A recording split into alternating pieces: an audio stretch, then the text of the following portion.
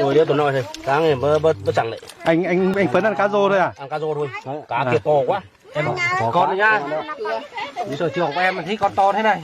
Cá chép mới ngon hả chú? Cá chép mới ngon hơn. Ngon. Cá giếc này đấy.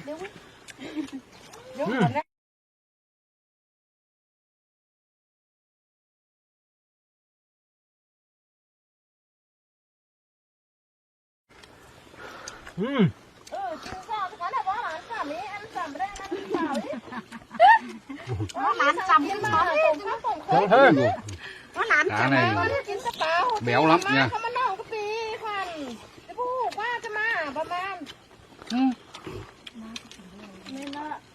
Nhảy thôi. Cá nhảy à? Mày đi đâu?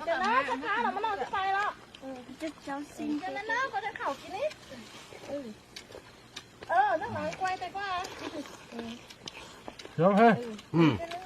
Mấy dạo à? Sướng. Đau bụng đấy anh em. Không sợ đau bụng. Gia vị tầm đã đủ hết rồi. Ăn món này phải ăn ớt nhiều vào. Làm nhiều ớt vào. Các đàn ông thì ăn cá nhảy nhá, đàn bà thì ăn cá lốt nhá. Cá nướng thôi kìa.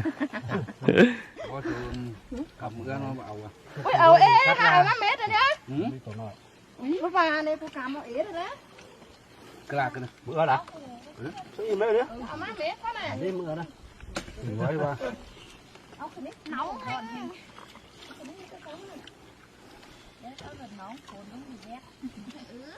Chú Chen vào làm miếng đấy. Tí em làm.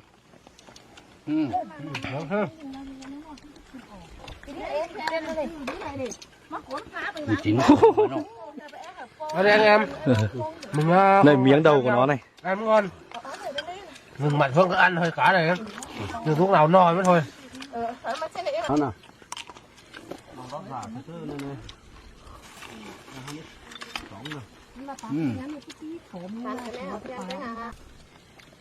Đây. Cho tỏi vào đây. Wow. Khỏi. Cái gì? Bụi giò. Đấy, thơm thôi mà. Em hết được 5 con rồi đấy. Được mấy con rồi anh? Đang miếng to quá chưa nói được.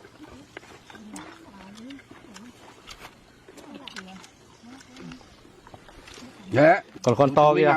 Ai làm nốt à? Thôi em làm con này đi. Đấy.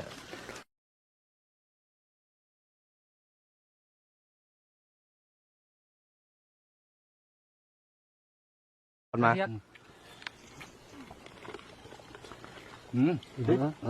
Nếu phàn phé gọi mắn. Cá chiếc là vui hơn này anh. Vui hơn đấy. Đây cá chiếc này em ạ. Đây. Để anh làm một con này.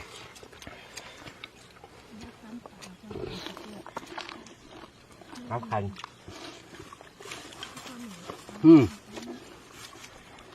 Thôi cho thêm rượu thôi. Anh Phấn này chạy sang tổ nữ rồi à?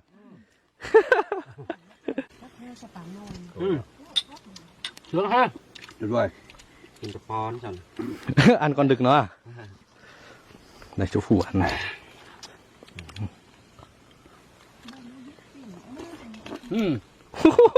Nhảy ác thế. Nó bới. Chuẩn bị vơi. Nó đang vơi trong Ăn không? Ăn khỏe mà đi. Thời xưa các ông cụ ăn còn to hơn cái này mà. Còn con to hơn à? Bằng 4 ngón tay này đấy. À. Tới rồi, mới thảo. Cao kinh. Hàm rượu này. Nhưng của em thì thích con to thì mới ngọt hơn. À. Sướng thế. Nói là mấy thằng cối mà không? Không biết thấy đâu nó đâu nữa.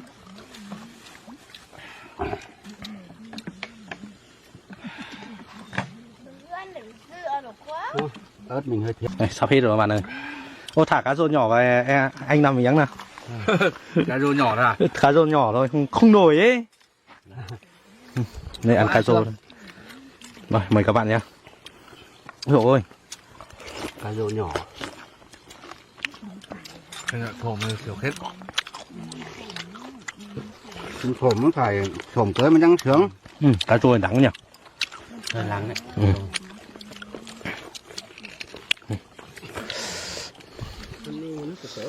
Cá rô này không cắt cái vây của nó nhìn ghê nhỉ.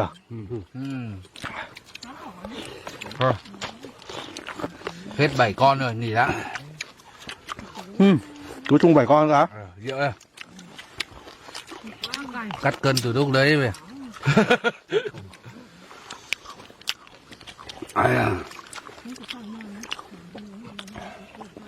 Và xin tí rượu nào.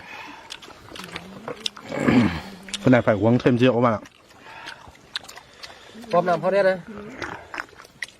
Ôi còn 2 con to kia nhỉ. Ăn đi anh trên. Chéo đi. Ôi cá này loại này đắng đấy. Ấu xíu mày. Nó nhảy càng lắm. Ui ôi. Ú mày nè. Rồi. Đây mới gọi là cá nhảy. Kín con á, ông Phấn. Mưa cái đó. Đây đúc cuối của nó là chỉ ăn con nhỏ thôi mà. Đây. Quay nó mấy nó kháng của nó, của phải heo mẹ cái. Phán ớt vào. Nó quẩy nó quẩy nó quẩy đâu. Ta lại đấy. Chị mà toàn cho pa và he này. Chị mà. Sao có chí cái Ngon quá. Nói chung ăn kiểu này thì nếu mà nhìn thôi thì sẽ bảo tanh nhưng mà ăn nó ngọt anh nhỉ. Vâng. Nói về. Quá ngọt chứ. Nhiều người bảo à, Chứ tôi nhón hết ăn bán cái này con to. kinh dị quá mà không phải. Mình quen ăn thì nó bình thường, xong là gia vị của mình chế biến vào đấy nó rất là ngon. Ăn thì nó là như thế, nhưng những người như bọn tôi ăn thì nó quá ngon, quá tuyệt vời luôn các bạn ạ. Cơm. Thôi bây giờ đến tiết mục ăn cá chín với ghém với cơm.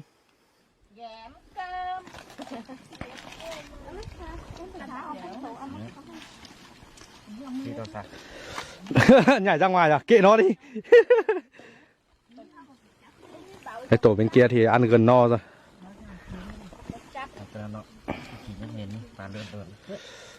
Ở trong kia có một con sao ấy, trong chậu ấy. Đấy là cá đắng mà chú. Đang chọn ăn cá đắng kìa. Chú phủ chú toàn cầm thôi. Đấy, cho cá vào trước mới cho ló chuối vào sau. Nụm đó chuối vào sau. Đặc biệt ăn cá nhảy như thế này là nó phải thật chua các bạn ạ. Đấy, nước măng chua phải nhiều. Vì phần đuôi đó có ăn, Xong cay nữa. phần đuôi nó ngọt. Thôi giờ Sơ bài tao nó thần Phải tang không ngon đi. Ngày phút. Ba phúng sang. đây rau sống này, ai kém rau sống này. Mắn vào mày tốt lắm này. Mắn từ này mắn hạ nó. Thôi cho xuống này đi nhờ vần cái gì nhỉ. Nó đi khai nhôn vào này. Đây cỏ thỏ đây nhá. Sát nó bám đấy. Đây để dứa này. Đấy ai ăn cái nào thì ăn. Đây cá này ngọt.